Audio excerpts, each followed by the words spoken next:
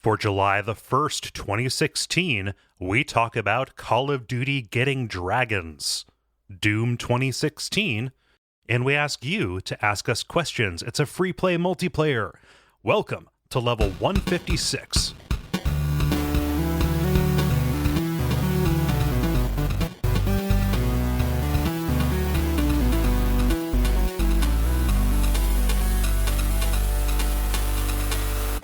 My name is Cole Ross. I'm Dennis Furia. I'm David Weissman. And I'm Ben Merkel. And you are listening to The Level. It's a podcast for people who love video games. Oh, man, we are nearing, well, it's not quite the dead of summer. Like, that would be like early August. It's hot. That's all I mean to say. And that's not even that interesting. Balls. Yeah. How hot? That's the logical follow-up question. So yeah, I saw a flying roast chicken. I answered it. I saw a flying roast chicken lay a hard-boiled egg. See, it's I would say it's hot enough that I actually have to change where in my house I sleep when it becomes summertime. Oh, Jesus. Because my house loses the ability to cool the second floor. That would probably make a big difference, you know. Yeah. Mm-hmm. Yeah. But good. Honest question, literally how hot is it, like in terms of temperature? Not as hot as where you're at. It is today we had a high of, that can't be right, 82. That was weird. This is not a thing. I guess like leading into like whenever it gets this hot out, I get back to like this whole I'm on summer vacation mindset, and I just kind of want to hunker down and stay inside and just like kick it, you know, and play video games and stuff. Like I've it's been what 10 years since I've had an actual summer vacation, and I still have that instinct. It's weird. Blinds down, sticks up. Word. Yeah. Sorry, it's hot there. Oh well. I could easily see it being hotter there than it is here. So. Oh well. You guys got the humidity. Yeah. And I've got an actual vacation coming up, and I'm actually worried about it because we're gonna be in Virginia, and it's like, man, if we're going to be doing outside stuff, like I don't want to be outside in the warm. I'd like to, you know, but we're going to be by the ocean and it might be breezy. Like it's just there's an awful lot to account for that I haven't had to account for in, 12 years. I would advise you to wear black, but I think you got that covered. Yeah. How about you guys? Anything happening this week? Any banter we want to, any fucking around we want to do? So speaking of summer vacation, I mean, I've kind of been on an unofficial summer vacation. So this is my last week before I start my new job. Yeah. So I got kind of a dose of summer vacation that I haven't had for a decade. Yeah, I see you playing XCOM, and I assume you are holding a child while you're doing it. Most of the time, yes, and muttering to myself and pacing. I'm trying to think about how that will impact his first words. He won't call me Dada, he'll call me Commander.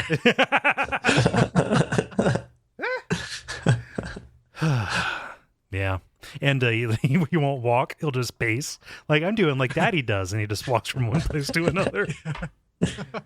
Milo, how many times have I told you go from cover to cover? You're stopping in the middle of the room. Serpentine, Milo, serpentine. Like the snake, Daddy? Yes, like the snake. Oh, man. How about you, Ben?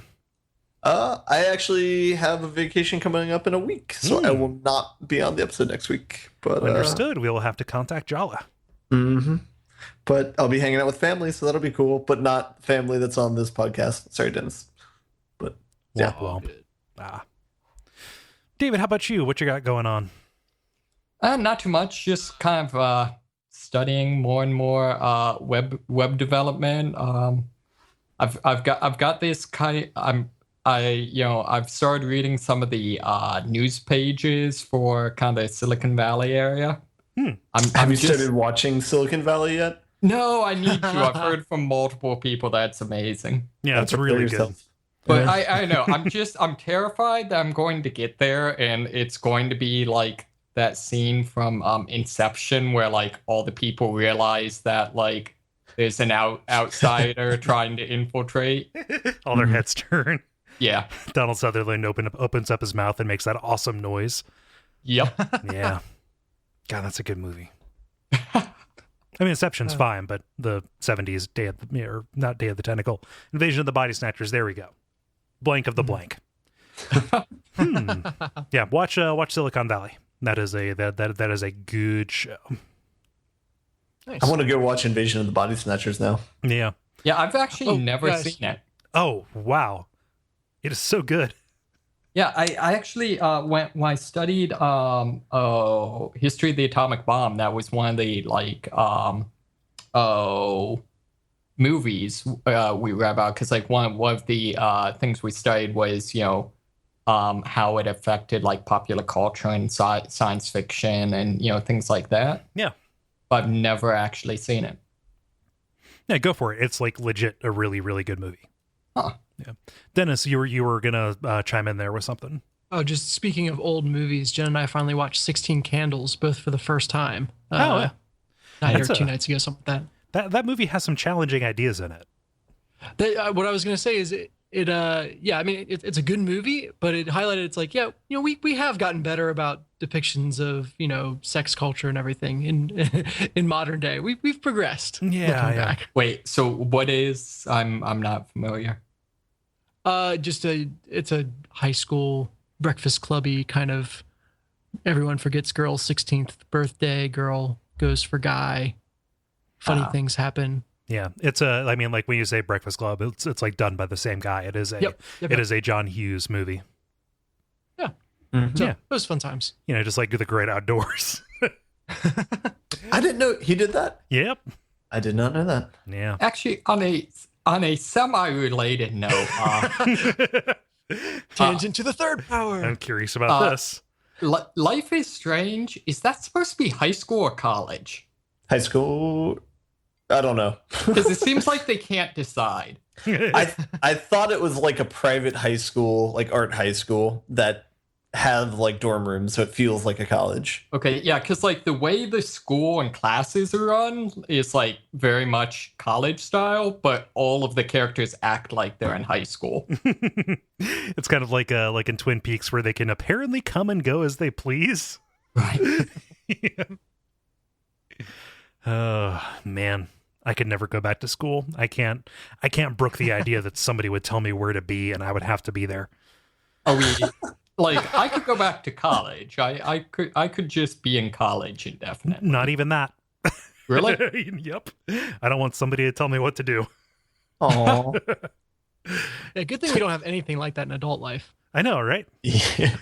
And I live a fucking Peter Pan lifestyle. It's fine. This is never gonna end. La la This is la. why you're the leader of the podcast. Yep. Oh man. Well, no, because we agree on it. It is an agreement, right? I hold myself to be there. We agree that this is the time to do it. Yeah. But if somebody's like exercising authority over me, no, that's not going to work. Oh man. Cole, I am ordering you to start this podcast. Yes, sir. So we've got the usual kind of business for you. We got the brief, the multiplayer, and the grind. And we're going to get started with the brief, where we talk about things that are happening in the world of video games around us. Let's see here. Ben, what you got for me? All right, opening up with controversy. No, why not? So the story that this week is PlayStation removed somebody's PSN name and banned it from existing. His name was Jihad, but that's just because it was his name. But it was kind of misinterpreted as, I guess, being hateful in some way. The reason why I wanted to bring up the article is I just wanted to get your guys' opinion on what do you guys think of that? Does PlayStation have the authority to determine whether or not PSN names can exist or not? I mean, so for every one of these, you probably have somebody who is going to do like Butt stuff 69, yeah. But like not even stuff like that's like that period, but like we'll actually use it to express hate speech, right? Yeah. Like just like Hitler was pretty great. 32. Yeah, I was gonna say something like that, but I decided not to because the thing that jumped to mind was actually pretty heinous stuff like that, right? Or we'll like throw in like white nationalist stuff, and most of that's pretty coded anyway, right? But like this does this isn't the first time this happened. I remember back in the mid 2000s, like 2007, 2008. Microsoft got into a little bit of hot water, or some attention was paid to them on Xbox Live because they started banning people for including references to sexuality in their names, even though those are handles that actual homosexuals were using to say like, oh, I am a gay person who games, and just like that is that is part of my handle and stuff like that, which to a filter, like to a machine that is coming through and saying, okay, well this includes the word gay in it, we need to get rid of that immediately now. Just like it's hard to tell, even like on appeal it would be hard to tell, and it would be really, really easy for somebody to say, well, no, that's just part of my identity, so and so, even though it actually is hateful. Like it's such an I know it when I see it kind of thing, and it's also such a it's hard to know where the line should go kind of thing. Well, of note, this was not a filter that kicked him out. Just to clarify, cool. It was. I mean, he's had according to the article, he's had the name for 6 years, and just now it got reported as offensive. So one time, or not one time, I'll say, but so it took 6 years for this to get, I guess, flagged, and it was because it was reported. And then it looks like, PlayStation went in and looked at it and contacted him. Yeah. This is tough because it's someone's freaking name. Yeah. Right? Yeah. Yeah. I mean, I feel like the filtering, I don't think like there's anything wrong with them filtering or like, banning names, stuff like that. Although I think probably like on appeal, you need to,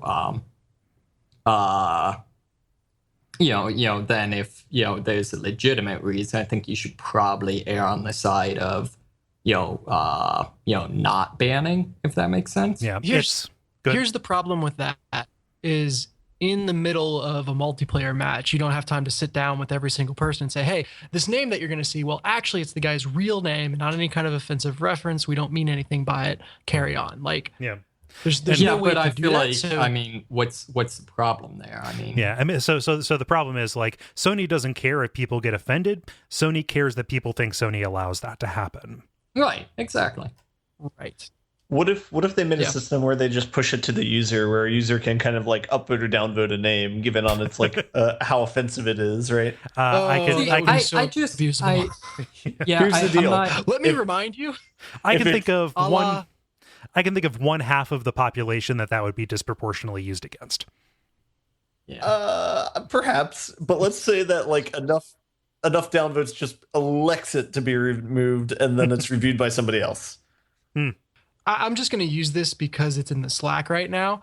There is a Dub the Do competition for the next Mountain Dew name, with the top 10 leaderboard of 1, Hitler did nothing wrong, 2, Gushing Granny, 3, Gushin Grammy with an apostrophe, yeah. 4, Fapple, 5, Granny Squirt, 6, Gushing Granny, 7, Tempest, 8, Gushing Grannies, 9, Diabetes, and 10, Fabulous Apple. So I think it would be abused. And so if that was, and gosh, that is an amusing story that like is along with the Bodie McBoatface thing is, proof that this should know, like, companies should know better. But the proof that nobody's watching that is that all of those similar entries, the different gushing grannies and things like that, those should be merged so that their votes could count together because they're splitting the ticket. Yeah. I would argue though that I would say that those are two different cases, since like these are things that have no externality, or they are an externality where it's like you can just vote a name and not care and go on about your life. Whereas like if you have a username, like you have to be much more committed if you want to make something that's like hateful. And then also, like, say if somebody wants to like be malicious and just downvote something because they hate other people, I would argue that most people who are hateful or bigoted are also kind of lazy. Well, that sounds really prejudiced, but like, I don't know. Well, and I also feel like if something's not hateful, then I don't know. I'm not sure about, if it's your name, then it doesn't matter if it offends other people. Yeah. I mean, it's hard to know where the line is. Just like there can be a lot of arguments, but if somebody is using part of their actual name, or in this case, this guy's actual name, like let's start there. Let's not argue about where the line is. Let's maybe, fucking cool it on the stuff that probably ought to be okay at the barest sense. It is a name. Like the actual response here is it kind of pisses me off. So he sent in a photo of his passport saying like, yeah, like this is who I am. I'm using, it's not his name. His name is not iJihad, but like his name is Jihad. And, Sony's response was, I can appreciate that your name has many meanings. It's your fucking name. Anyway, but it has one meaning that a lot of users find offensive.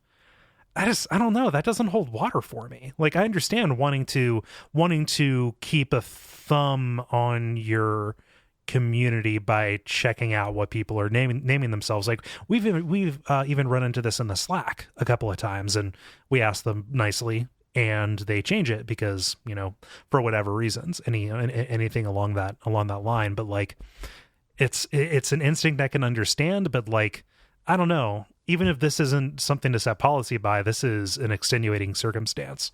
Right. Yeah. Mm-hmm. I almost want to say like it's not Sony's fault. It's not the kid's fault. It's the parents' fault. All those years ago. And maybe they didn't because she came from a place where it didn't carry that burden, or just it didn't carry that burden yet at the time. It's a word. Or they're right. I mean, there's also the legitimate, there are false cognates, something could mean something just completely different in some other language, Yeah. Yeah, I mean, this guy, he's got to be used to this by now, right? If your name is Jihad, you have to have run into this once or twice before. The gamer lives in Saudi Arabia. So probably, the internet is a big place that goes everywhere else. Yeah.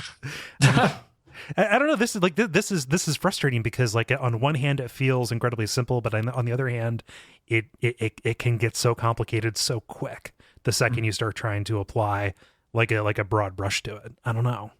Well, and the other thing is like this story could have been the complete opposite story. Where it could have been a story about how Sony isn't taking proactive steps about hate. Mm-hmm.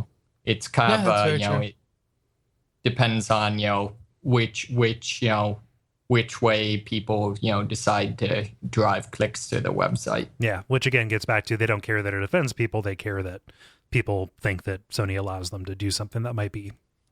I would say they care that it offends people. They want to make sure that somebody's offended, so there's a story. I don't know. This is a thinker. Ben, where do you fall? I want to. You brought the story. You have to give a decisive answer. Yeah, I think they should change it so it's like user-generated feedback, and then they can make a decision based off that.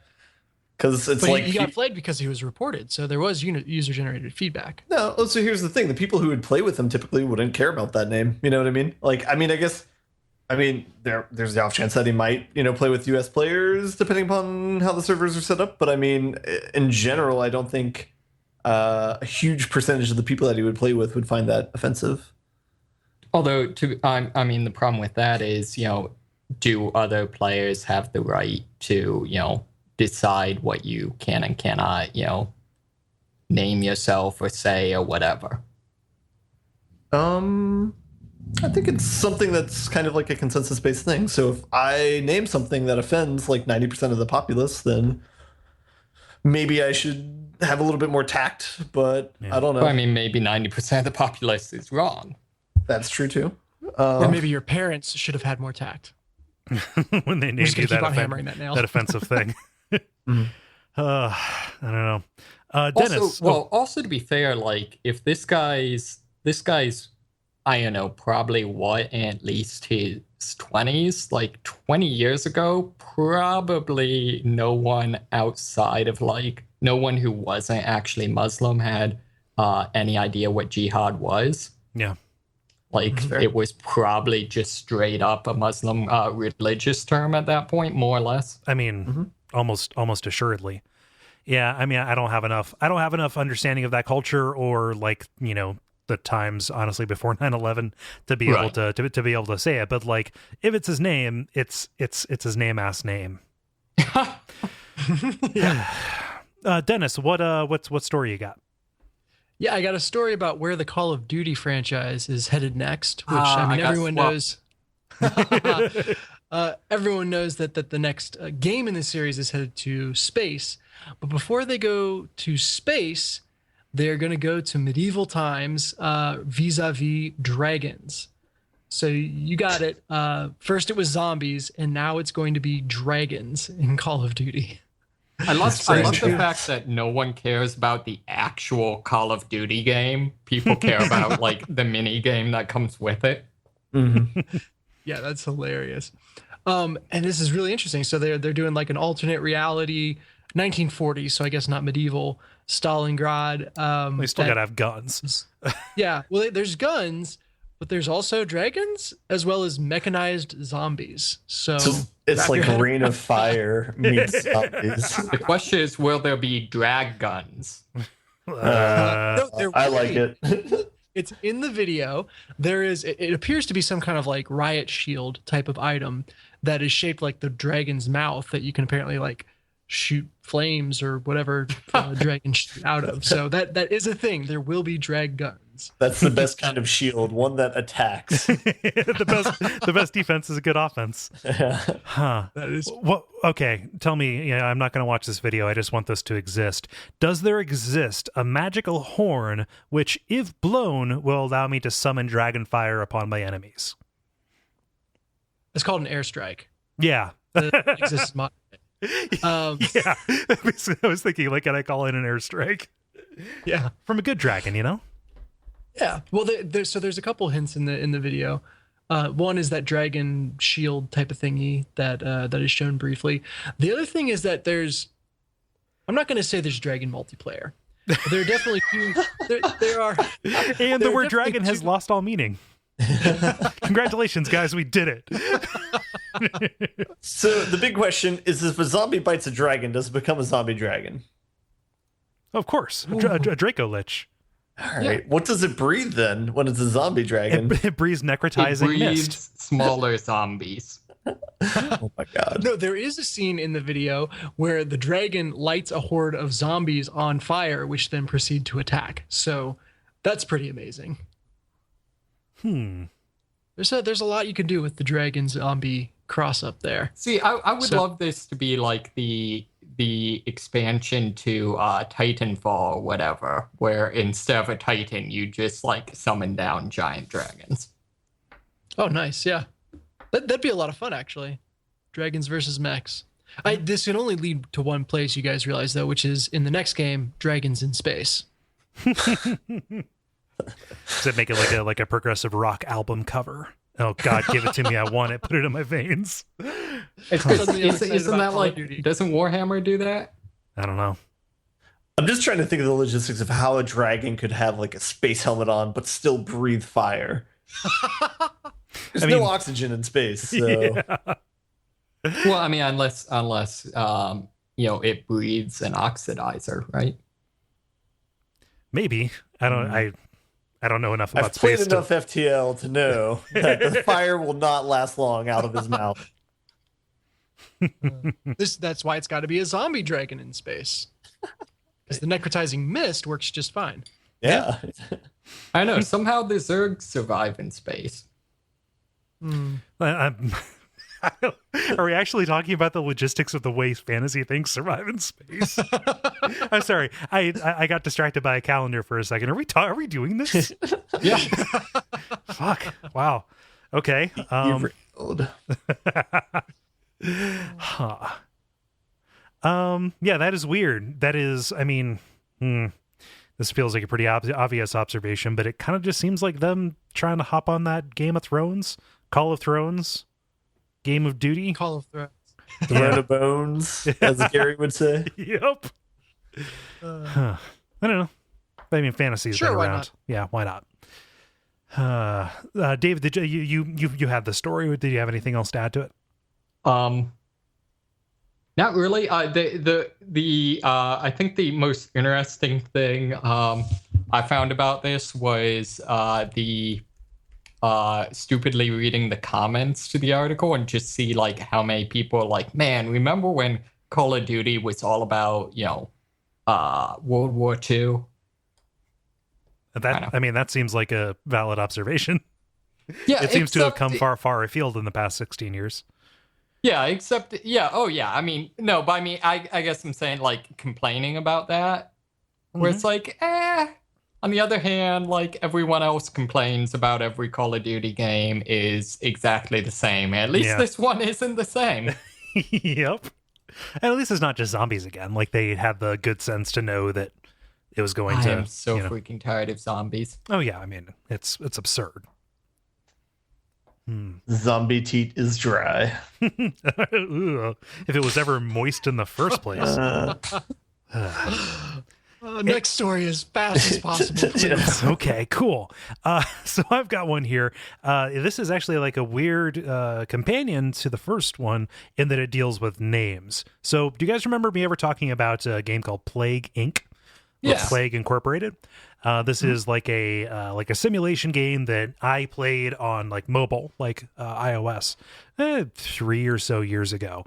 But you play as a virus and you have to choose how to evolve so that you can infect everybody in the world and kill everybody in the world.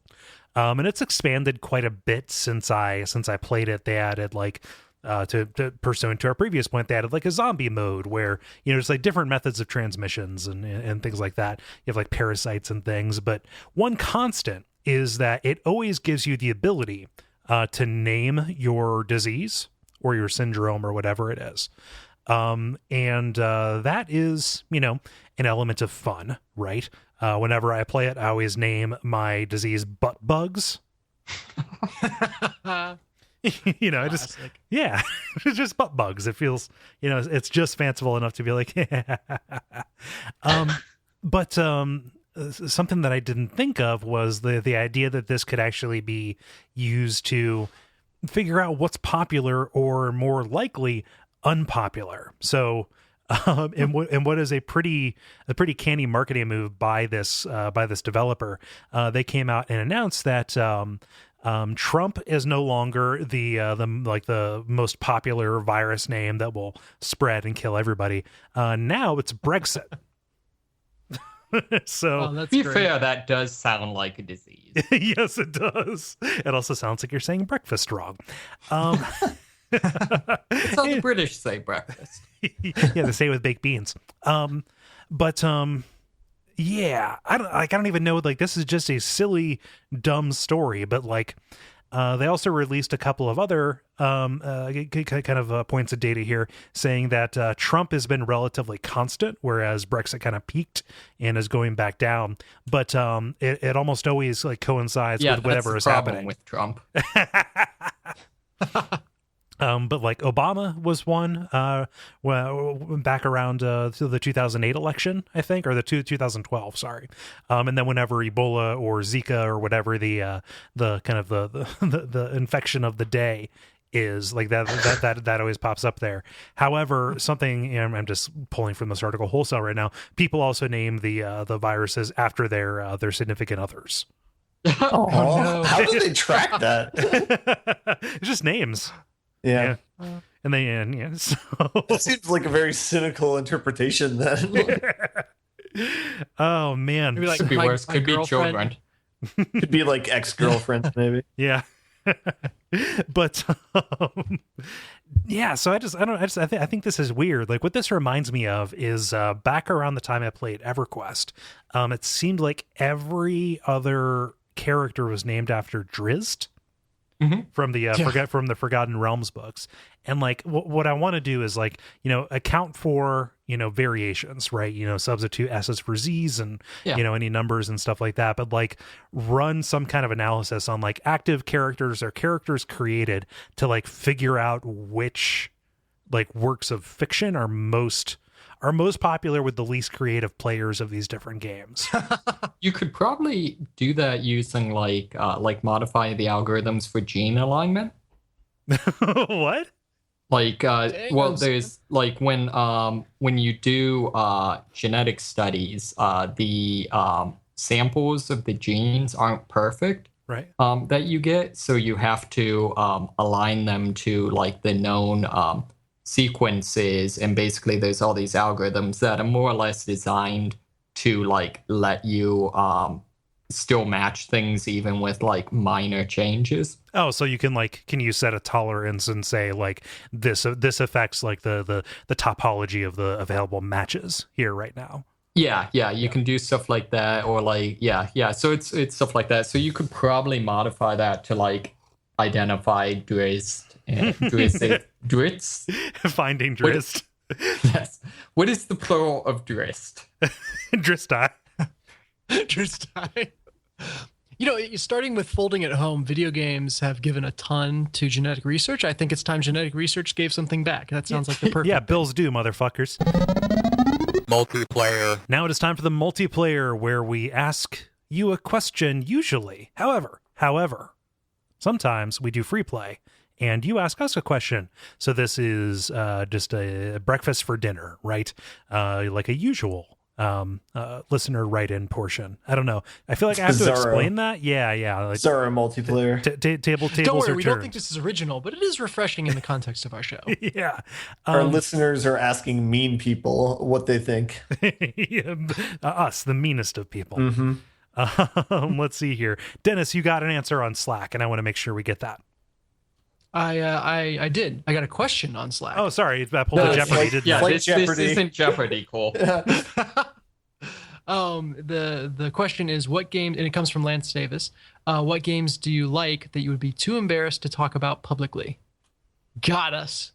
Now we have to talk about them publicly. Yeah. Huh. I feel like I talk about liking some kind of embarrassing stuff. I would say that the closest I can get is like the, anime story games.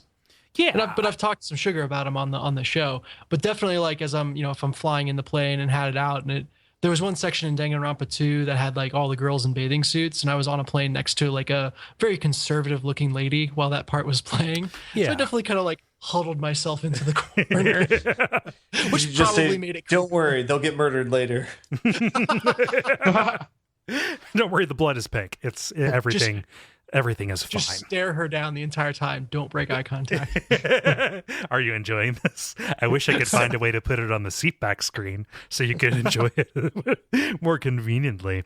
Yeah, I would say that like the kind of visual novel-esque kind of stuff. Like it's, if somebody confronted me about like, especially my opinions on a lot of kind of the what I now recognize to be like not fringe stuff, but like, oh, this moe anime kind of stuff. Like, how can you reconcile liking Steins Gate when it indulges in those kind of tropes? And it's like, I don't know. Like, A, hypocrisy doesn't matter. B, I like what I like, and there is the whole class of things that you like but you can't defend. So,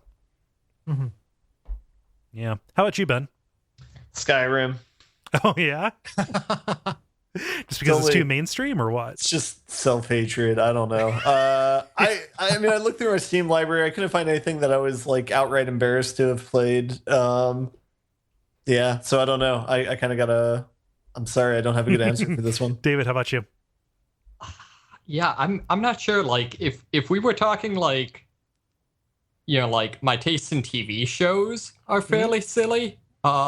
So that one would be, but for video games, I'm not sure. I mean, I could go with the whole like Army of Two just because like it is kind of horrible, but I feel like no one's gonna care about that. I would say the most awkward would be the fact that my one of my favorite games is called Stalker.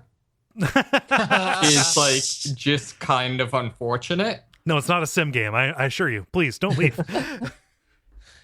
Okay, I do have an answer. Stardew Valley. It's hard if people have watched me play that, and it's hard for me to justify that one, I guess, because it looks very retro and kid-like. Yeah. Yeah, like this feels another version, like another version of the guilty pleasure question, and I just don't have them. I try not to feel guilty about things I The like. problem is that none of us have any shame.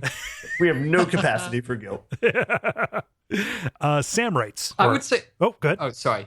Game that I would say game that I bought and then was like, is Blue Estate. What? It's a indie game that I can't figure out if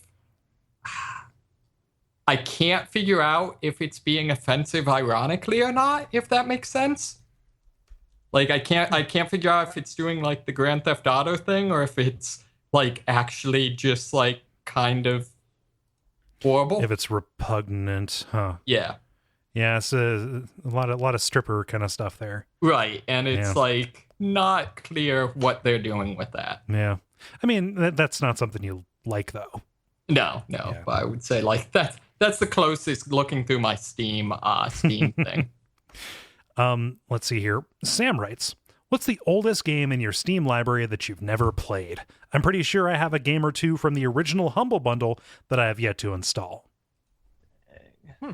So I actually looked ahead, so maybe give other people time to look. For me, I think it's Darwinia. Oh, yeah.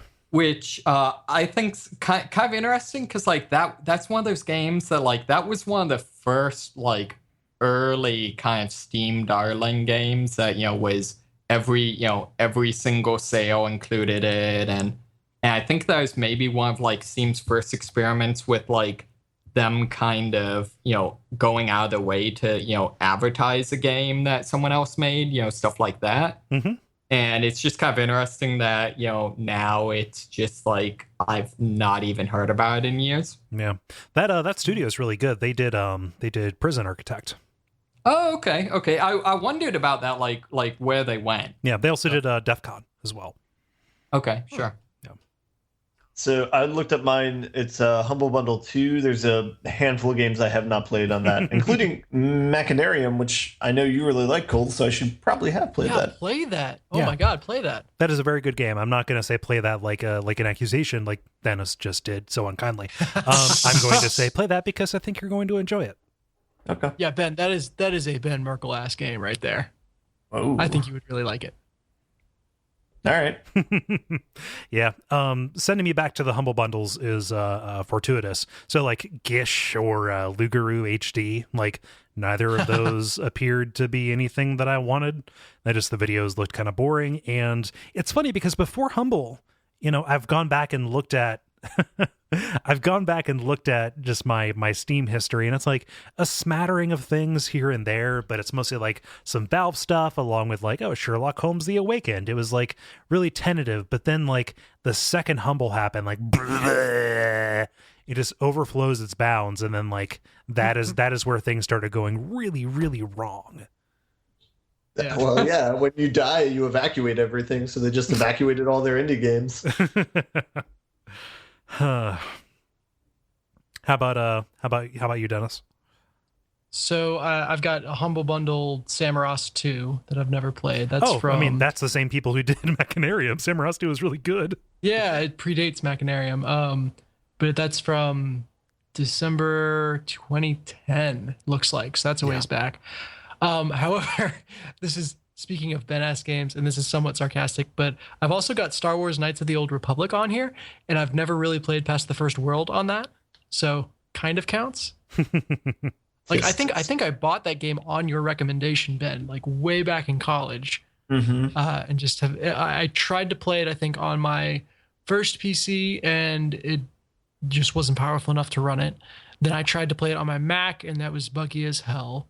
And then I've never got around to it. So yeah, that's November 2010 that I purchased that. See, I really enjoyed going through my Steam thing and just like finding some of the old like, I don't know, artifacts of times past or whatever. Like I now have the urge to just start buying people copies of Divine Cybermancy just because I want to like inflict that on someone else and like see what they think of it. Bad rats. Well, it's not even that. Like, it's sort of a good game. I just have no idea what it's about. You have to like crowdsource comprehension. Yeah, no, seriously. Like, supposedly it's based on like French surrealism. Yeah, which is apparently different from other surrealism. people want us to cover that on Abject Suffering real bad, but I feel random. I would do it. I'd be interested to see because I would argue it's kind of a good game. It's just very deeply flawed. Yeah, I mean, then that's we like doing those. Yeah. Let's see here, David. What does Nathan say?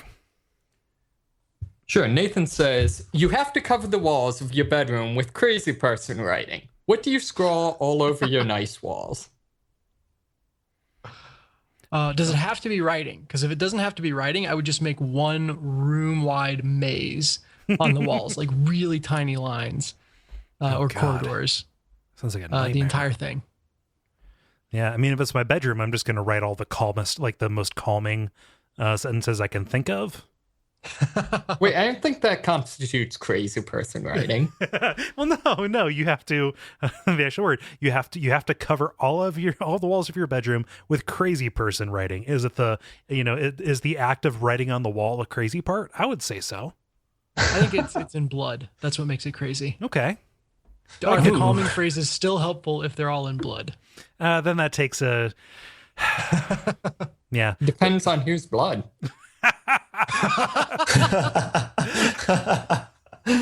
Astute point. Ben, how about you? So I got a couple of answers here. If I could just write math equations on the wall, that might be crazy person writing. If it has to be like English language, you could always put writing from the end of House of Leaves, like appendix there. That would be very inside baseball. Otherwise, I'd like to do pictures, but I don't know if that would fall in line. Probably wouldn't. So, yeah. Yeah, I feel like I every time I end up at Cole's house, I every time I inexplicably wake up there, I expect to like find some wall that's just you're like in the like detective or like conspiracy movies. They'll have like with the twine like connecting pins and stuff. The like wall full of having crazy. that covering his entire wall with like the plot of Dark Souls. No, I keep that. I've got it. Okay. I've got it. Just NA over and over, and then down in the bottom right corner, Batman. See, I think that's I'd the go answer. with like old school, like alchemical, like Voynich manuscript type stuff. These are all really good answers. Good question. Yeah. Dennis, what does Ollie ask? Ollie asks, was the Flophouse correct in saying all Coles are evil? Yes, if they're spelled with a K. And what game do you wish had been a runaway financial hit, but for whatever reason was a flop? Yeah, that broke my heart when they said all Coles were evil, because Stuart was just on the Bonfire Side chat, and I thought he had a good time. Did Apparently they not. specify with the K though? No, they didn't specify with a K. They were talking about a movie character. It was an abusive boyfriend who was named Cole. And they went on like a 7-minute rant about how Coles are bad news. And just, What movie? The Boy. Apparently, any of them with Cole. Yeah. So I'm looking at you, Days of Thunder. No, it was I'm looking at you, son from Mr. Holland's Opus. It's like the albino. Like the albino is always bad in movies. Yeah. Same with Cole. They were talking about a horror movie called The Boy. Yeah. Okay. So games that were flops, even though we would prefer that they be a runaway hit. Let's say I really wish that Silent Hill Shattered Memories had done well. Is that implying that you wish the quality of the movie was good, or? Oh, not the movie. The like a game. okay. Shattered Memories is the Wii one that is more like exploration based and like examines your decisions and stuff. Yeah. Yeah. I'd go with The Secret World. Okay. Sure. I would have to say Spec Ops: The Line. Oh yeah. Was that a flop? Nearing it. Like, it's certainly not enough to get another game, and enough that the developer got dumped afterwards. So Oh yeah. I don't know specific numbers, but it was, the results, the fallout, I'll call it, was not great. No. Even though critically, obviously, it was loved. It's like a cult darling. Mhm. Ben, how I'd about you? say anything by Obsidian so that they can keep making games without having to worry about finances. Right. Kyle writes, boring question. Any productivity tricks that you find helpful or useful? Something about organization and projects just gets to me. See, I feel like with this guy, we need to lead with the last name. Just be like, Odin writes. Yeah, I know that the last names are publicly viewable on the page. Oh, Yeah. sorry. Do we need to? No, we don't need to do that. It's just just a policy. I want people to feel safe. Sure. But yeah, he's been around for a while. He knows. Let's see here. Yeah, productivity tips. I feel like I talk about this a lot, so I want to hear your guys's. Like, what do you guys do to get stuff done? I'd say that learning shortcuts on a keyboard command is just as important as learning like keyboard typing. So, yeah. For What's your favorite shortcut? For a particular program, or No, like things like Control C, Control V, or like Control Shift in Excel, or like hotkeys Everything for in like BIM. yeah, but yeah, if you're using anywhere IDE, using the hotkeys for that. yeah. Along So- those lines, if you're in Mac OS, learning how to use arrow key modifiers to kind of jump around text is always really is always really cool. So like figuring out what like Alt and Shift and the action key like command do with that in terms of jumping around text or highlighting a bunch of it. Like that is a good tip for writing. Also, learn Markdown. Mm-hmm. Mine is the power of writing something down, like actually taking notes. You boost your attention so much. So Yeah, taking notes even when you don't like have to, or when you're not in class. for sure. And having So- just like a place for like ubiquitous capture. Go ahead, David. So in terms of like actual organization, I'm actually trying to figure this out now. So I'm like halfway through reading like Getting Things Done and Yeah. trying to, all those shenanigans. But I'd say in terms of like, I don't know if this counts, but when I was in college, I got into some of the like sleep hacking stuff. So just the you can sleep less if you take periodic naps. You can avoid like sleep inertia, where that happens when you go to sleep and start to enter a deep sleep cycle and then get interrupted. Mhm. And it takes about half an hour for that to happen. So as long as you only ever nap for less than half an hour, that won't happen. Similarly, caffeine takes about 15 minutes to metabolize in your body. So you can drink caffeine and then take a 15-minute nap. That's great. So Yeah. that's how you can live an entirely unhealthy sleep lifestyle. How about being mindful about your sleep is, a pretty good thing. On like a project basis, understand, so find a calendar that you like, find a to-do solution that you like. I hate to use the word solution, but I don't want to say like an app. I'm not going to say go out and get OmniFocus or, start using like Wunderlist or something. Stick with them. Don't like fuck around. Same thing with like ideologies. Stick with them for at least like 2 months, because otherwise you're going to spend all your time fiddling and shopping. And understand the difference between what lives in a calendar and what lives on a to-do list. And that is something that, like, if you read Getting Things Done, like that is a huge part of that. Also, I hesitate to recommend GTD to anybody because of the reputation that it has for being like, oh, this is for tech douches and stuff like that. No, it actually has changed my life. It is the major way that I am able to do all the stuff that I do with the network. Check the make sure that whatever you're looking at, if you decide to look into it, is the 2015 rewrite of it, because it actually acknowledges the fact that it is not for like executives with Rolodexes anymore.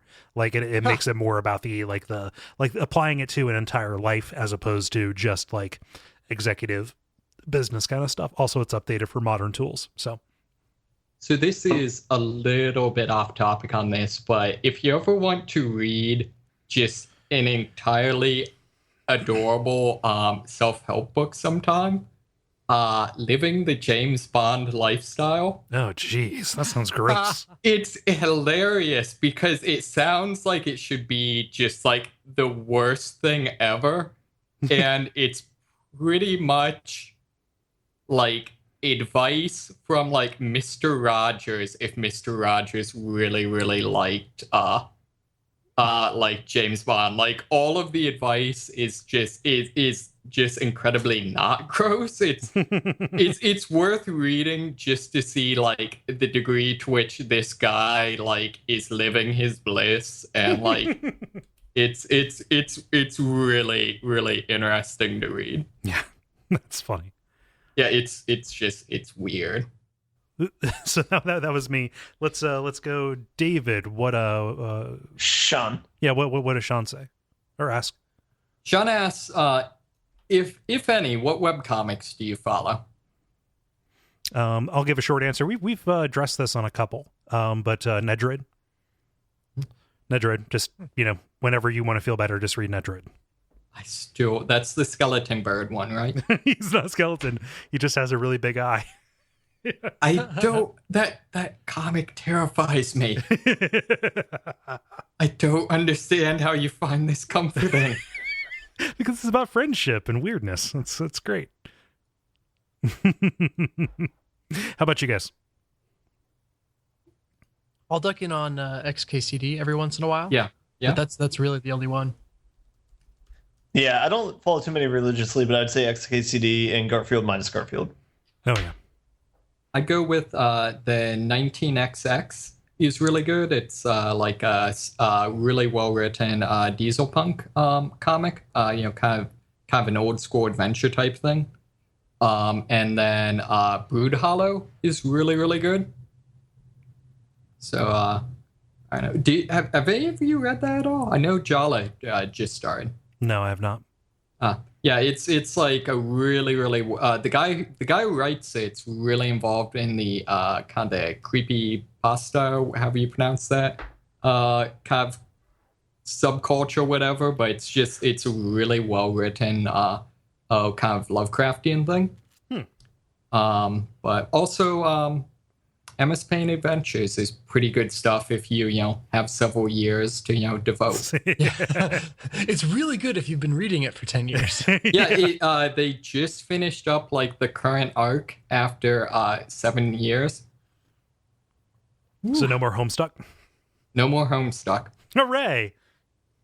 Yeah, I'm slightly like bothered by that because like I started reading it and enjoyed it, but like at some point I know it has some sort of reputation and I don't know what it is or why, and it slightly worries me.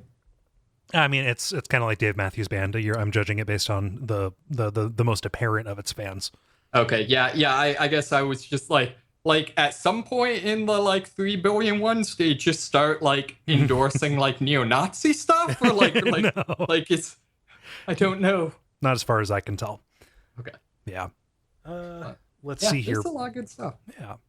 Ben, what does David say? David says, more and more Xbox and PS games are getting PC releases every year. Do you think Nintendo will ever follow suit? Nope. No. Hell to the no. Ever is a... Go ahead. Not unless they're forced. Yeah, ever is a weird word for that. Like maybe... Emulators. Well, yeah. I was playing around with the Dolphin emulator earlier today, and after a little bit of frustration, ended up working really well. Like it's weird how well you can run like a Wii game on a PC now. But yeah, like I mean, they're doing mobile stuff. I don't know if they're ever going to bring like their stuff to mobile or like concurrent releases, but yeah, stranger things have happened. Sure. Yeah, and then let's get one more in.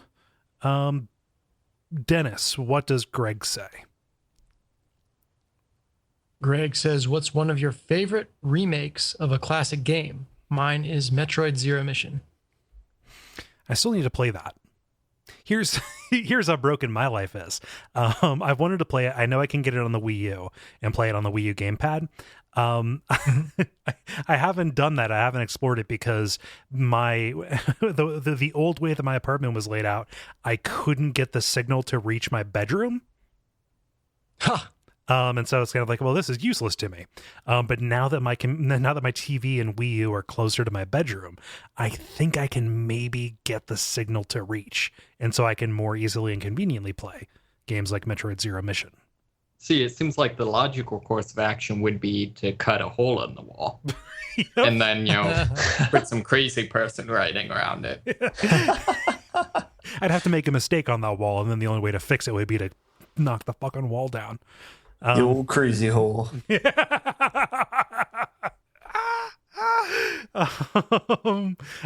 So here's a weird one. I'm going to give the same answer for two of them. Shattered Memories is a really good reinterpretation. That was my answer as well. Oh, man. How about you, Dennis? Oh, do you guys have to ask? Jack and Daxter or something like that? Nope. More obvious. XCOM. Oh, Yeah. yeah, there we go. Huh. Well, thank you, everybody, for... David, did we ask you? Sorry. No. Sorry. I can't think that I've actually played that many. I guess I'd say maybe like Gauntlet for the 64 and actually probably Gauntlet as in like the recently released version. Oh, that counts. also. That totally counts. Or maybe to kind of spoiler, Doom, maybe? Yeah, all of those are really good answers. Yeah. Yeah, well, thank you, everybody, for writing in with those questions. As usual, I'm going to bank the ones that we didn't cover here for a rainy day. Yeah, The Duckfeed vault. Yep, it is right next to that seed vault up in Norway. Yeah, everything's going to be okay, Really guys. expensive for us to get there. So. Yeah, I know, right? I could just email it, but no, we take a flight.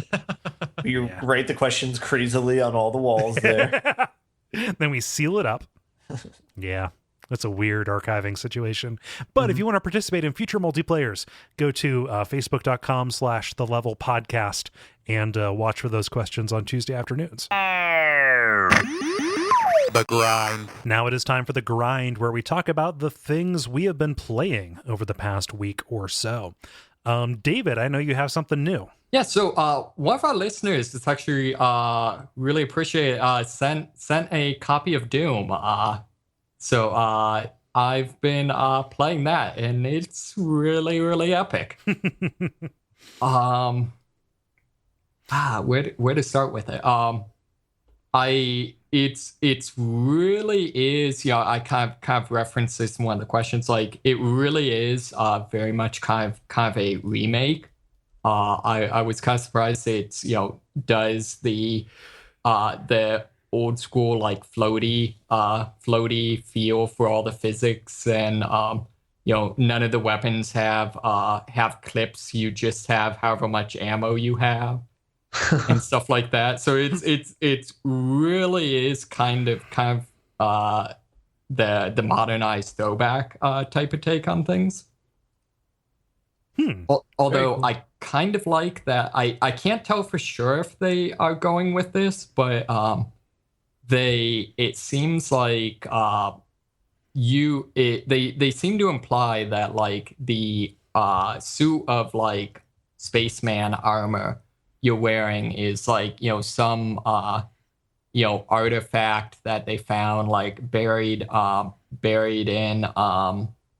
in Mars or in hell or wherever, and so they seem to sort of be implying that maybe the previous games are like semi-canon and like you're like some sort of maybe like reincarnation of some like I don't know, like Hell Warrior, like I don't know. It seems like maybe they're going something with that. Like the original Doom guy got trapped beneath the soil, and they dug it back up, and now he's possessing you. It's like Crisis 2.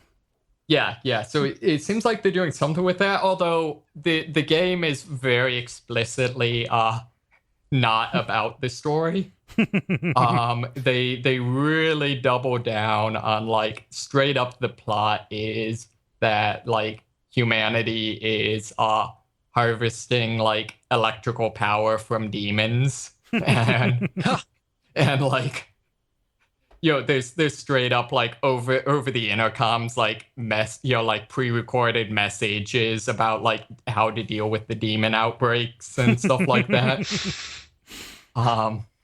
So it's very silly. Actually, one of the things I really like, although I really like the opening to the game, kind of their like tutorial level. Even though it's not something that I feel like it's not something that's like gonna be like a Call of Duty set piece where it's just takes your breath away type thing. But I feel like it's just like a lot of times things like this are all about timing, things like that, and it's just completely pitch perfect. So, for example, like you kill your first demon literally like less than a minute after the game starts. Like there's no like oh yeah, we're going to like have half a level where it's like things seem like they're getting bad, but are they really bad? Here's some spooky hallways for you to wander around, and maybe like we're going to teach you to duck by having some rubble. Right, exactly. Guys. It's straight up like you wake up like handcuffed to a table. A demon like appears beside you. You snap the handcuffs, grab his head, and smash it. Like that is basically like the first like 10 seconds of the game. And then again with this, there's like several times in the trailer where you'll like start use a computer terminal or something, and it'll start like expositioning at you, and you just like smash the terminal. Yeah, I heard about that. That's a good touch. It's very, very in character.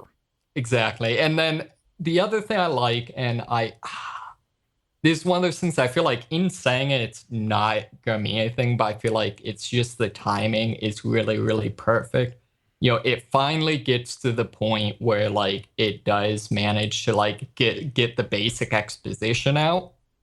And it's kind of like right as you step onto the elevator to go down to the surface.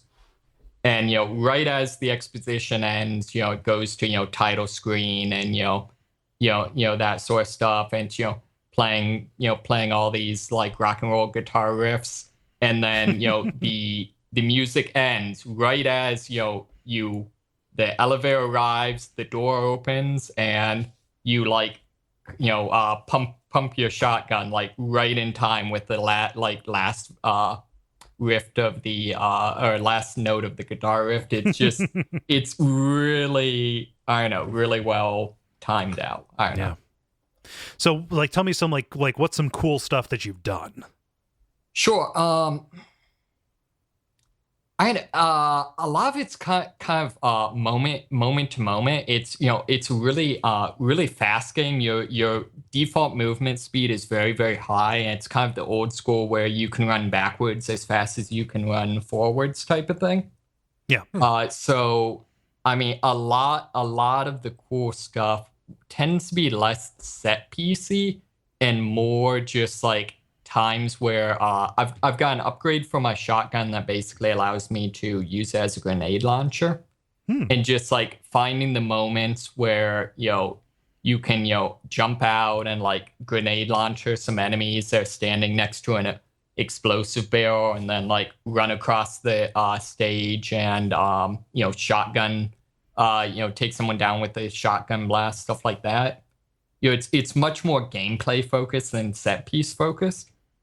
Nice. That is good to hear. So, it has really good when you damage an enemy enough, they'll go into a stun state, and if you run up and hit melee, you'll do a over the top like takedown.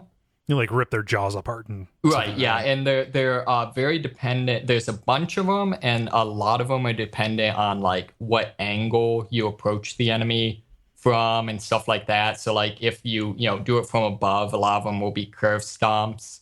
there's a lot where you're like rip an enemy's arm off and like beat them with it. If you're like near a wall, there's several where you're like flying kick them into the wall, stuff like that. Did you spend a lot of time? Did you play the original Doom games? I play not much. The only one I've played any of is the original Doom, and that was in like one of the like open source ports. Like when I was in college. Yeah.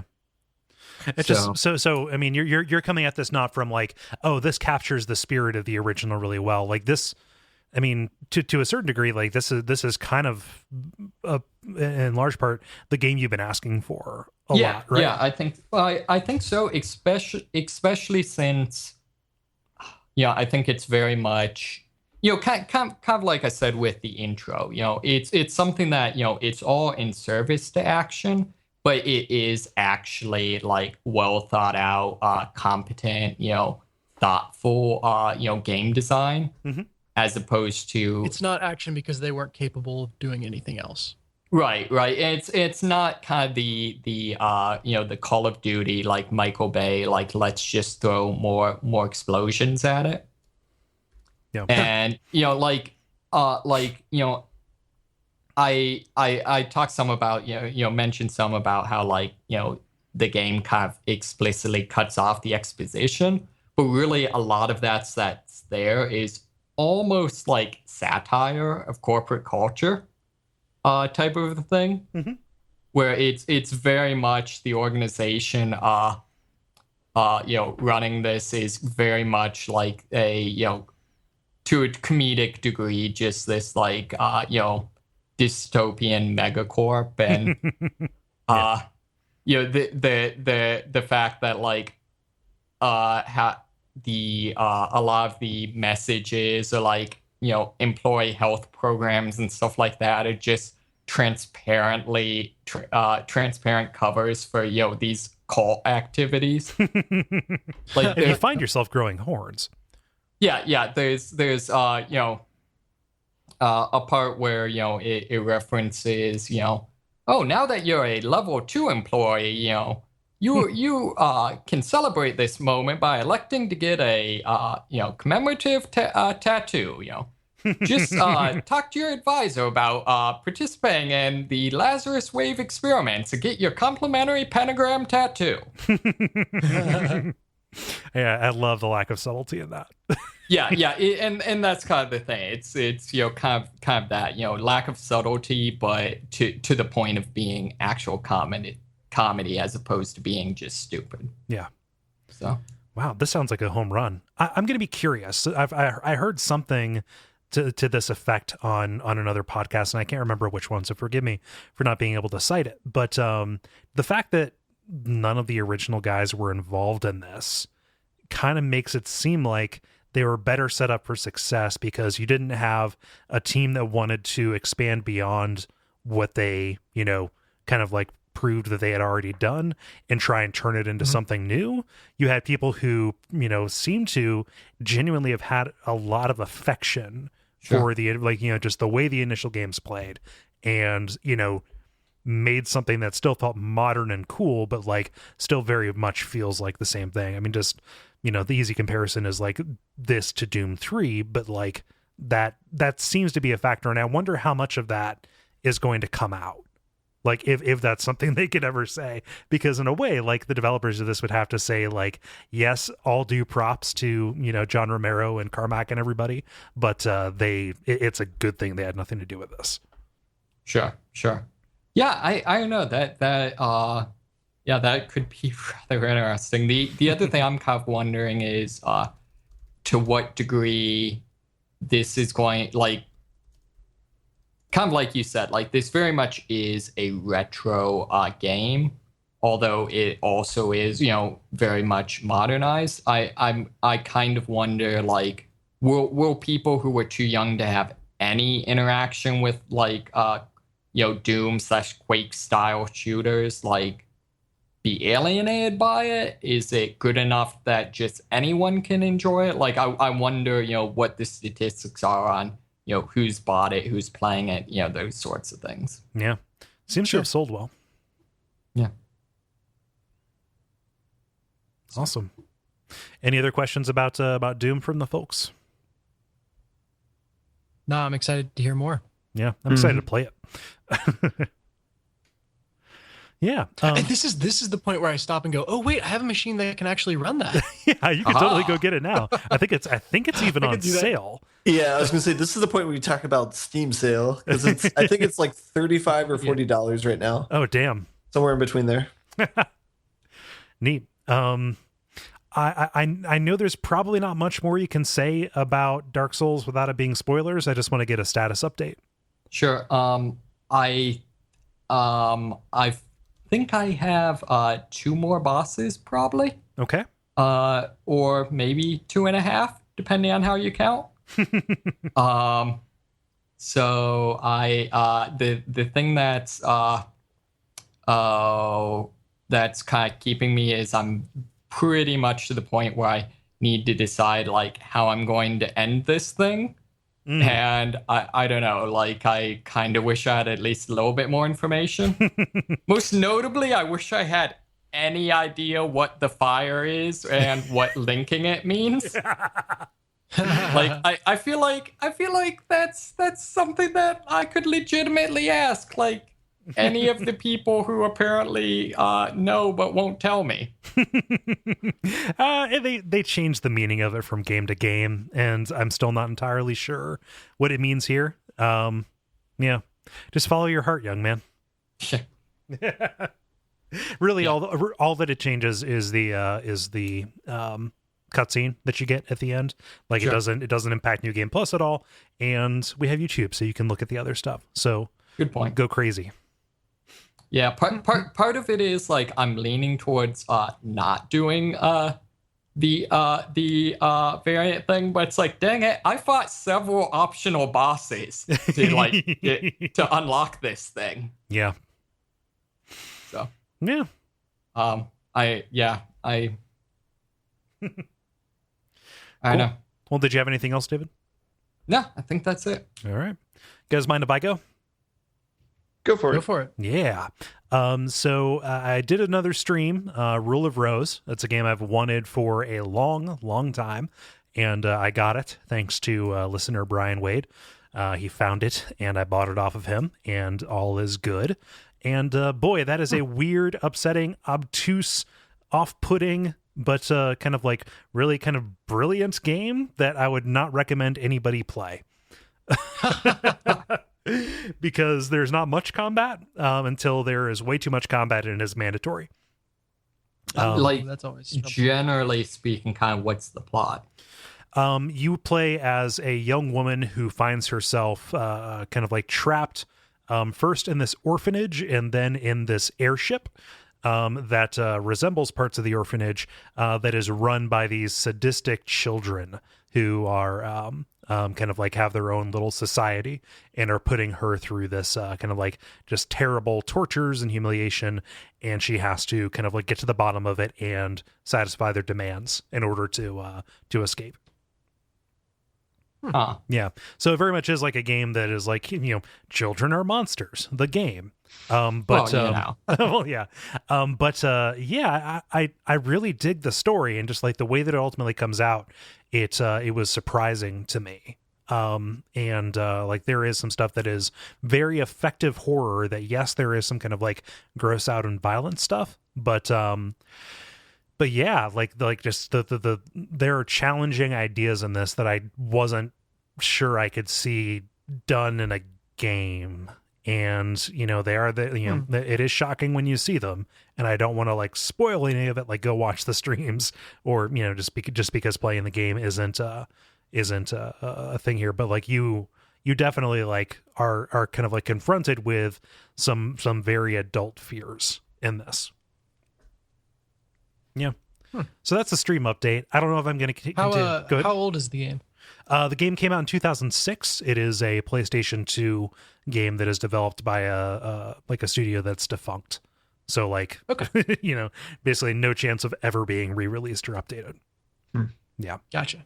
Yeah. The big thing, though, and boy, did the world not want me to get this game today, was Zero Time Dilemma. Ah, Yeah. So this is the third entry in the Zero Escape series. 9 hours, 9 persons, 9 doors, and Virtue's Last Reward. That jam. I pre-ordered it on Amazon about a month ago, and normally that is fine. Like, I like doing that to get a physical copy so I can lend to people if I need to. And also with Prime, you get like that 20% off. I was like, yeah, this is great. I'll, just wait until it gets shipped and fine and dandy like sour candy, except nope. It never shipped, and apparently nobody is getting their physical copies. So I canceled that. Wow. And then just downloaded it. Like, apparently there was just a huge snafu that they're saying, don't cancel your pre-order, you're gonna get something extra. It's like, nope, I don't care, I don't want something extra, I want the game. Yeah. Damn it. So yeah, that is unfortunate. However, the game is really neat, and I don't quite know what to say about it just yet. So Virtue's Last Reward is very kind of like upfront and apparent about, for people who don't know, this is kind of like a combination visual novel puzzle game kind of thing that kind of uses the form of a video game, and with branching paths in order to tell a story about kind of branching paths. Virtue's Last Reward is really upfront about the fact that, you have this flow chart of the way things can go out and the way that kind of like plays into the narrative. If you come into this expecting it to be similar to that, you're going to be pleasantly surprised because, like, yes, the flowchart is there, but things are not linear. It's not presented in a way where like you're going from top to bottom. You have like these fragments, these scenelets that you like that unlock when dependencies are kind of like opened up. And within these different scenes, that's where you have like these micro flowcharts that show the different ways that it could, sort out. And then you have the macro flowchart that says like, hey, here's what you are, here's what you've got. And then each of those scenes has like a completion rate for like, here, you've seen all the different permutations of this. Interesting. Yeah. So like, I don't quite know how to approach that. Like, I was really thrown off when I started the game because like Zero, the guy who, or woman, who knows, cause wears a mask, wears this really cool, like plague doctor's outfit, comes in and like says, okay, we're going to play this game. You have to guess the way this coin flip is going to go. And if you lose, you die. And if you win, something, you're set free. And I happened to guess it right. And then everybody was outside the facility, and then I got credits. And that was an ending. So like the first choice that you make can take you to an ending where like you just don't have any information about what happened. And everybody's like, what the fuck is going on? So Wow. Am I correct? Like the plot line of this series is kind of like a pseudo snuff film type of thing. I mean, not necessarily film, but like kind of some sort of like that type of thing.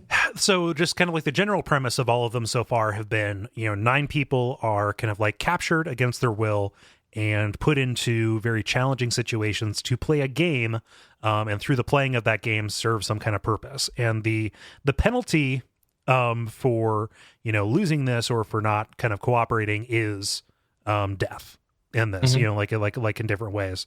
And that promise has been made and kept in varying ways throughout the series and all of them. Like, a lot of people die in VLR, but those are almost always the bad timelines or whatever. Same thing here, like bad timelines, people die, but like this is grisly. Like I've seen some pretty crazy stuff so far, that I'm not quite sure, like, because of the like the literally fragmented way this game is presented, I'm not sure how I could avoid it, but I was actually like kind of shocked at some of the stuff that I saw. It's not Guro, it's not like just presenting it with like perverse glee, but like, whoa, that escalated really quickly, not to use the meme. So this isn't like Danganronpa where the execution stuff is like over the top and almost funny. Yeah, like how absurd it is. Yeah, like a choice that I made led to somebody purposefully cutting their throat with an axe. You don't see them do it, but like you see the aftermath of it, And like, yeah, it's real. It's something else. Like I didn't expect them to do that. And that is kind of aided by the fact that, so in the past, like this was the games were presented like regular visual novels where all dialogue, you just had people in these, poses that were like looking directly at the camera because you had a viewpoint character, right? Who you just kind of like read what they said and then you heard what everybody else said. But here, it's far more dynamic than that. So compare, say, like the Skyrim angle or like the Bethesda conversation angle, where somebody is like looking you directly in the eye, to something like Mass Effect 2 or 3, where people are moving when they're talking, and it's like very cinematically composed. This is less a visual novel right now.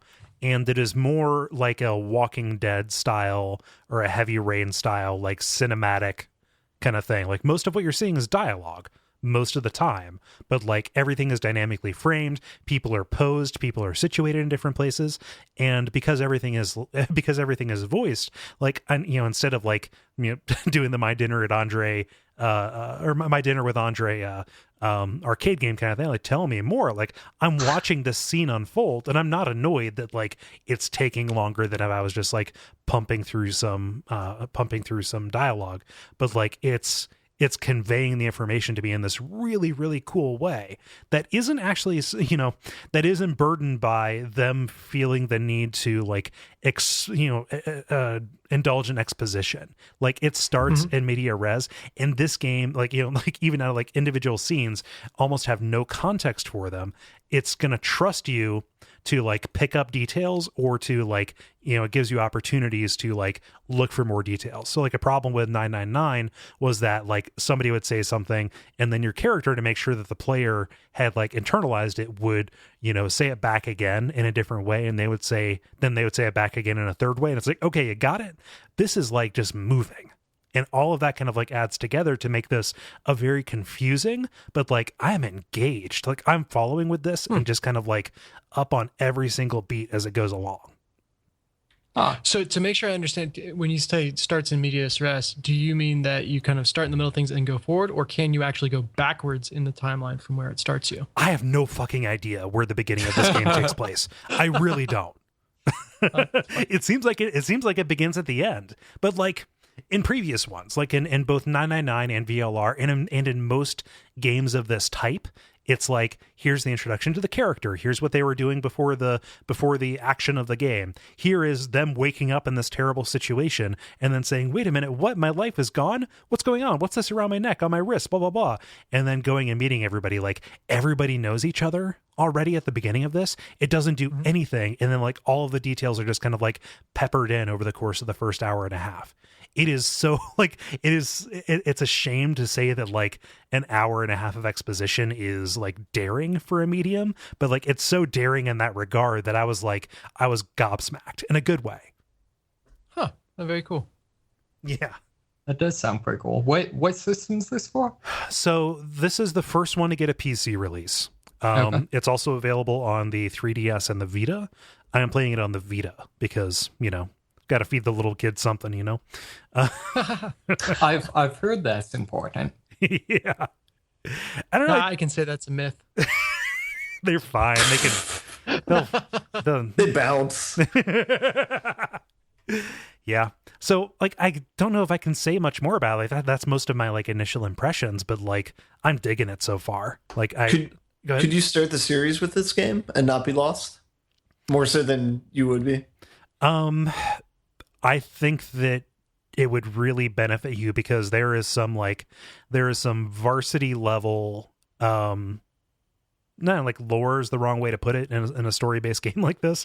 There are some varsity level like woes that like make much more sense if you've played VLR. I would say skip 999 and like play Virtue's Last Reward, because that is like a 1,000 times better than 999 is. But like that would give you the context that you need. Okay. And is that Vita only? That is Vita and 3DS. It is not on PC as of yet, although I could totally see them bringing it to PC eventually. Gotcha. Yeah. Dennis, you've played a little bit of VLR. Do you have any questions about this? No, I'm very interested because like just the construct of VLR, of the branching storylines and being so overt about it, was so much a part of the game. It's kind of cool to see them kind of branching from that or iterating on that instead of kind of sticking with what's safe and telling a similar story over and over again. Yeah. Neat. So that's all I've got. Nice. Ben, Dennis, I'll let you guys fight it out for the third slot here. Yeah, I've got three small things. Ben, what do you have? I have two small things and one medium thing. Maybe one small thing, one medium thing. Yeah. So let's go with Ben because he has a medium thing as opposed to the small things. Yeah, sure. Okay, the medium thing I'll start off with. So Steam sale hit or whatever. So far I've picked up 5 games for $15. So this is my first Steam sale. I think I had a fall sale like right after I first got Steam, so I didn't really know what it was. It passed me by or whatever. But this time I'm actually like taking advantage of it. So I was able to pick up 5 different games. I guess I'll say the 3 that I haven't played yet. I picked up Her Story, which I haven't played yet. I picked up Mark of the Ninja, which I also haven't played yet. And then I picked up another game that I can't remember. And then the 2 that I played is I picked up Goat Simulator and played that very, very briefly. And that was as fun as I expected, or it was kind of fun. But it had an okay sense of humor, and it was also like I think $1.50, so I don't feel too bad about that. And then the other game I picked up was The Vanishing of Ethan Carter, which is an indie game from 2014.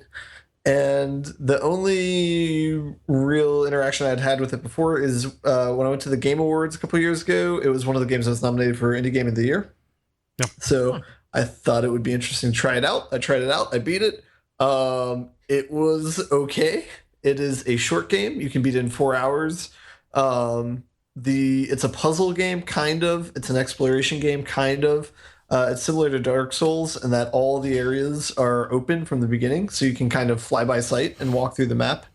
And then it's kind of like a detective game almost, where a lot of the puzzles that you're solving are like murder mystery puzzles. And a lot of what you have to do is notice things in the environments and then order the events to reconstruct them, if that makes sense.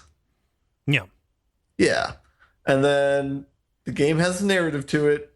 I don't know what to think about it. I tried reading interpretations of it afterwards. Don't know how I feel about it. So I don't. So yeah. Is this a lonely walking simulator where it's like you are the only person in this world, or are you interacting with NPCs? Your only interaction with NPCs are reconstructing murders. So everyone you meet is either a murderer or a murder victim. Or a Well, it should be easy to tell apart then. Yeah, so basically if they're alive, shoot them. Yeah. Yeah. Yeah. But other than that, it's totally a walking simulator. But yeah. How about the puzzles? Like were there any like genuine thinkers in it, or was it more kind of like stuff that has kind of a foregone conclusion and you're kind of doing puzzle like chores around it? It kind of erred on the side of puzzle like chores. There's a little bit of interest in figuring out what the puzzle mechanic was, but once you had it, then it wasn't hard to do that. Yeah. One thing that I didn't like about it is, so the game opens with it says like, this game will not hold your hand, which is like a very strong opening statement or whatever. Yeah. But like when you get to the end of it, if you haven't completed all the puzzles, like it literally opens up warps so that you can warp back to all the things that you missed, complete them, and then see the ending of the game. It's like, well, that felt kind of hand-holdy, but yeah. How about this? Maybe don't say it, just fucking do it. Yeah. I agree with that sentiment. So yeah, I don't know. Very lukewarm review on it. I think that game was only like $2 or $3 on Steam sale. So it's okay, but I don't know. Maybe if anyone listening has played that game and really loved it, feel free to message me and tell me what your interpretation of the game is, because I would be very interested in hearing from somebody who really likes this game. Yeah. So, yeah. And other than that, Rocket League and Faster Than Light, still going strong. As you do. Was that everything you intended to pick up on Steam sale? Yeah, I don't know. I mean, I might be open to some other stuff. I know Undertale's $7 right now. And there's a couple others, so we'll see. Neat. Dennis, how about you? Yeah, so I've been similarly impacted by the Steam summer sale, in that I got total blockbuster syndrome, right? Where like everything opened up and I'm like, I don't know what to do. So I just, added a bunch of titles to my wish list and I haven't actually bought anything. But there are some incredibly generous people who gifted me stuff, which was great because that directed me on what to play. And I've enjoyed everything that I've played that way. So I played Hero Siege with a group of people, which is a multiplayer like RPG with randomized elements. It describes itself as having roguelike elements, but that just means that it doesn't really know what a roguelike is. Like they use that term to mean that there is randomness. And that's about it. Like it was kind of amusing. But did it 4-player with Gosh, Jala, Graham, and David. And it was just a fantastic time. So there's a bunch of different classes you can play as. I chose to play as the redneck, which wields a chainsaw. That tells you everything you need to know about the game. Yes. Yeah, it's got a very quirky sense of humor. But, the character was, has a chainsaw, so it's very melee focused. But you could also kind of do all these things to make the ground on fire and kind of area of effect stuff. To control the battlefield. So that was a lot of fun. I played with a lot of ranged characters. And so it was kind of like me rushing to the front lines and everyone else picking people off. Except I seemed to constantly be getting lost, and thus I was behind everyone. Yeah. And so I'd be like, oh, fight's over there. I'm coming, guys. I'm coming. Okay, fight's done. Where's the next fight? Oh, you guys are over there. I'm coming, guys. I'm so, a step behind the whole time. But fun nonetheless. Yeah. What else can I say? The game is very buggy. I think it crashed twice on us while playing. So just be aware of that if you're going to get into it. But it's a great way to just kind of hang out with friends and have some cooperative fun. Hero Siege. Yeah, Hero Siege. I also played Night Squad with the same group. What's with these names? I know, right? This is Hero Siege, like a Night Squad, Power game. Force. Sorry. Yes. Oh, Power Force was my third game. Okay, cool. But Night Squad is like a almost Bomberman-esque in that it's kind of like top-down perspective on one screen. And it's got basically every game mode that you can imagine. So there's like team deathmatch, there's free-for-all, there's capture the flag, there's capture the point, there's juggernaut mode, there's everything. And you play as a knight, you can pick up a sword, you can pick up a bow and arrow, different power-ups are scattered through the level. And you basically run around and try to kill other knights and capture objectives. So it's a really fun party game in that you could kind of have it running in your living room and people could come over and you just pick it up and go, which is kind of how we treated it the night that we played it. It had a little bit of trouble with like the person who was hosting everything would run smoothly. And then everyone else was kind of a step behind. And it is definitely a game that you need a controller to play. I was trying to play it on mouse and keyboard, and that was just a little bit difficult. It was clearly designed to kind of be run on an analog stick. Yeah. But you can kind of work your way around that, and it was really fun. There was one mode that we played everything but versus bots, by the way. So we did all four on one team versus 4 bots, and that was really functional. I'm ashamed to admit that the bots did win once or twice.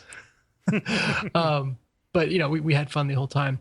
There's a mode called Crystal Rush, where one of the items that you can pick up is a drill that allows you to go through walls, but it's not really good for much else.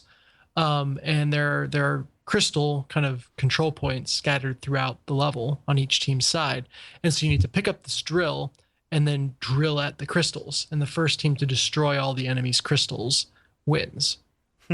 So it's not quite capture the point, and it's not quite capture the flag. It's something like interestingly in between that I haven't seen before. Yeah. So that was a lot of fun. But yeah, so tons and tons of variety, very simple pick up and play game that I had funs with friends on. Like how much coordination is Night necessary? Squad. Like, I mean, it sounds like a relatively simple game. Like Yeah. Did you benefit from playing with people that you knew? It depends on the mode. So team deathmatch is just dumb fun, right? No coordination required. As you get into like that crystal rush, like I talked about, it required a lot of coordination. Or capture the flag required a lot of coordination because the flags are kind of buried real deep in an area that's hard to get out of. And if you're carrying the flag, you're slower and can't attack. Or excuse me, you're just slower, and your attack is weaker. Yeah. So that took a lot of team coordination. But you could have plenty of options on the just dumb fun side mode, and you have plenty of options. I was just amazed by how many game modes there were. Yeah. So it ran the gambit. So yeah, that's Night Squad. And then final game that I played is one that I've had my eye on forever, called Lovely Planet, which it tells you nothing about the game. It's like the genre of game I refer to as gun ballet, and I think Lovely Planet actually coined the term. But it's a first-person shooter, quote-unquote shooter, that is way more focused on the kind of movement and speedrunning elements than it is on the shooting. So Mirror's Edge is probably the biggest example of this genre. Dead Core is another one that I've played and really enjoyed. And this one is probably the most simple, but also the most gleeful. I love the visual style of this kind of very flat shaded kind of stuff. Oh yeah, it's very, very simple. It's like someone took like my newborn's toys and skinned it over a game, which is a little bit jarring because then they're like, just sometimes they'll randomly have like a gigantic pink plastic assault rifle in the level. Like it's got that very quirky aesthetic where just random stuff is played. Like there's a handbag on a mountain in the distance. I don't know why a giant handbag is there, but it's there. Almost has a Katamari Damacy feel to it. Yeah, that or LSD Dream Simulator. I don't think I played that one. It's an old PlayStation game. Okay, yeah. So the levels on this are really, really bite-sized. So think of this almost as like a 3D Super Meat Boy of sorts. The enemies are either, to this point, they're either kind of stationary turrets, or they are flying tomatoes that are launched into the air like a clay pigeon, and that once they touch the ground, it ends your run. So you got to kind of shoot them out of the air before they hit. And it is, incredibly frantic and fun to solve the puzzle of, okay, how do I move through this level in the most efficient way possible? And that's the gist of it. It's everything is designed to kind of have a flow to it. So it's like, hey, I'm going to go around this corner, shoot enemy A, then I have to turn right and shoot enemy B, then I'm going to jump and hop. And it's when you kind of get into that flow, it feels really, really good. Yeah. Well, I mean, like it sounds like a first person, like Hotline Miami almost, like the order of operations approach. Oh, to it. Yeah. That's another great example or another great comparison. Yeah. Significantly different aesthetic. I mean, yeah. Way like that. If there was a continuum, they are on opposite ends of that. So yeah, the interesting thing, like I said, the levels are very, very small. So whereas Dead Core, and Mirror's Edge to some extent, is kind of long and continuous and drawn out, and almost feels like a speedrun of Dark Souls would. Lovely Planet is very kind of short and snappy and quick. I used the example already, but kind of like a speedrun of Super Meat Boy would feel. Yeah. One complaint I have. Oh, go ahead. I was just gonna say, like, it demands perfection from you, like in very short bursts. Yeah. Well, at the same time, being very forgiving. Like you can get through a level very, very easily if you take your time. And if you want a 2-star, you have to be good. To 3-star level, I can't even do that most of the times. You got to be godlike. And I'm kind of interested to go watch like YouTube videos of people playing this game. And just like good speedrunners tearing this apart because you run through a level and it's like, I don't quite know how, but I know this level can just be torn into little pieces and abused, right? Like I see there's a fence there. There's got to be a way to jump over it. I can't figure it out, but I'm sure, that an experienced player could. So I think that'll be fun to see is someone just really, really skilled going through this game and kind of working their magic. Yeah. That's really cool. Like I've seen that pop up. I feel like they need to change their I'm just, if I was running this, I've seen it pop up, but I've ignored it on the Steam front page because their kind of like banner that swings by on the slideshow is relatively plain. Like I totally get it now that I look at it, but like, man, if I just saw a screenshot of this, or something that kind of indicated that it wasn't it feels like it's almost like a Proteus kind of thing. Like it looks like it would almost be a takeoff on that, but like it sounds like it's quite the opposite. Like it is asking a lot of you. Things actually happen in this game. Yeah. Nice. Oh, go ahead. No, I just said nice. So final game is of course XCOM 2. I've put another 14 hours into that over the past week, so that is some good shit right there. Nice. I mentioned to you guys at the top of the show, the fan on my computer is starting to squeak a little bit or rattle, I guess. And so that was annoying me, and so I kind of took the cover off the computer to look at it and tried to fix it. And then I played XCOM and it crashed. And I was so terrified that I'd done something wrong. But no, that was just XCOM being buggy XCOM. And the computer is actually fine. Although the squeak is still there. And despite working on it again, just in front of the show, I can't get it to go away. But that gave me a little heart attack. So yeah, that's the gambit. How's your, can I gently correct you? I'm sorry. It's just, you're saying gambit? It should be gamut. Gamut is like the wide range of things. I'm trying to think of the nicest way to, the nicest way to do that is to not do it on the air. So I could tell that you were just chomping at the bit to say that, Cole. God damn it, Ben. Okay, well that automatically brings it back. I should just pull you aside. Dennis, and say you said that thing. Hey, you gotta rip the Band-Aid. Cole just shows up at your house 10 minutes later. With like a bottle of wine and an I'm sorry card. Just want to let you down as easy as possible here. We need to have a talk, Dennis. It's not running the gambit? I thought running the gambit is a thing too. I mean, like if you're running away from a Cajun X-Man. Oh. What are they? Oh. Did we just hear it in real time? Yeah. Yeah. That's what I feel on a semi-weekly basis whenever I'm like, oh, that's not how the expression said. Uh-oh. Yeah. Running the gauntlet is acceptable, but not the gambit. Yeah. Man, okay. Sorry. I didn't mean to out you. No, I just got a little bit smarter there. Yeah, okay. Huh. So do you feel like you're making progress in XCOM? Like, is that a game you make progress in? I might have just revealed. Yeah. Okay. It's kind of funny. In the early game, you are so underpowered and the odds are so much against you that it's just hard to survive. Mm-hmm. And I think I mentioned this on previous episodes. The fun is really kind of turning that tide. And I've gotten to the point where some of my soldiers are just turning into unstoppable gods. And, I'm tearing people apart. Now, the threats are escalating to match that. Oh, yeah.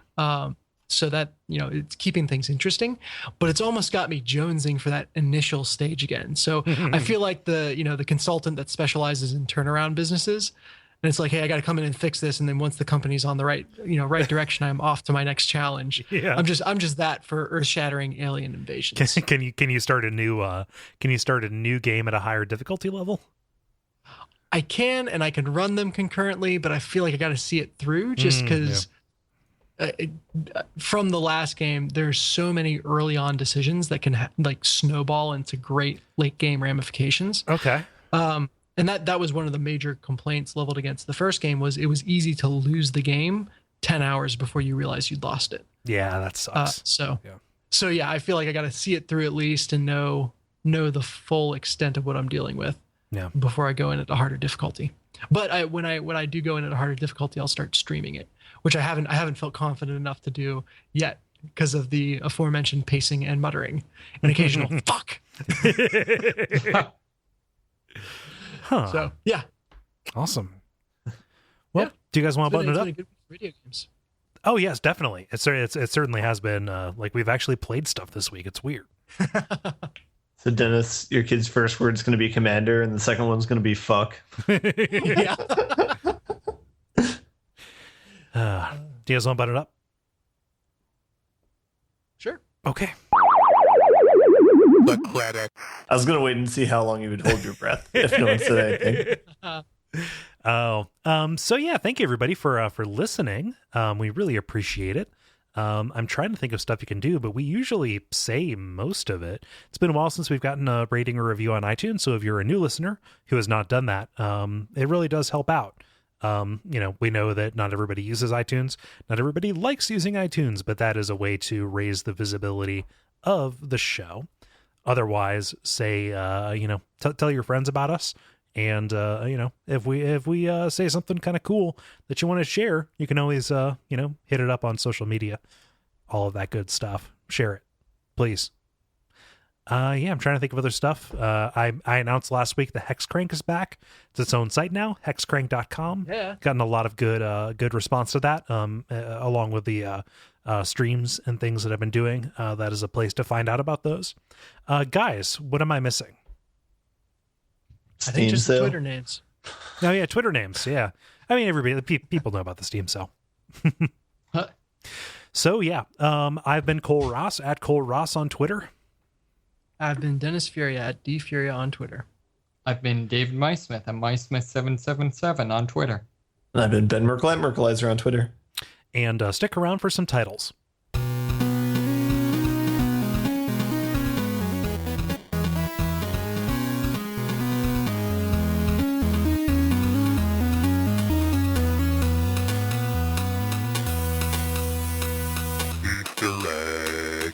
All right. Anybody want to give me some?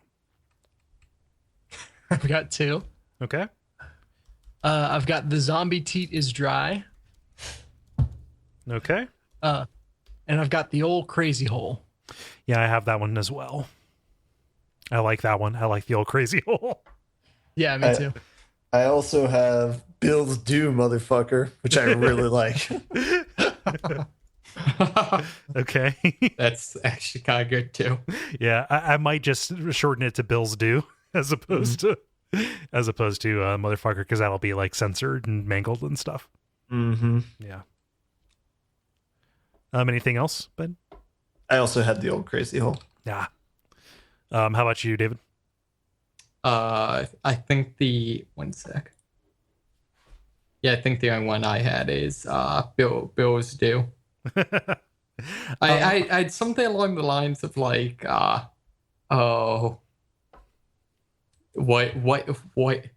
what can genetics do for it? We had something like that, although I didn't know it down.